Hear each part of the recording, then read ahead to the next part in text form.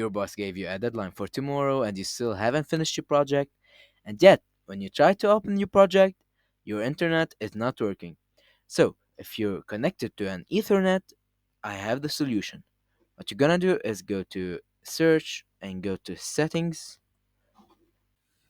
Then I want you to search for network reset.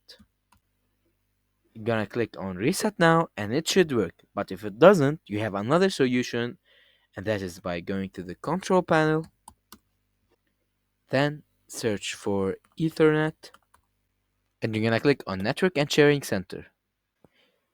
Here you click on change adapter settings, and you're gonna click on the Wi-Fi you're logged in or the Ethernet you are logged in. You're gonna click on properties, then click on the Microsoft Network Adapter Multiplexer Protocol, and then it should work. That was it for today, and I'll see you in another video. Stay tuned.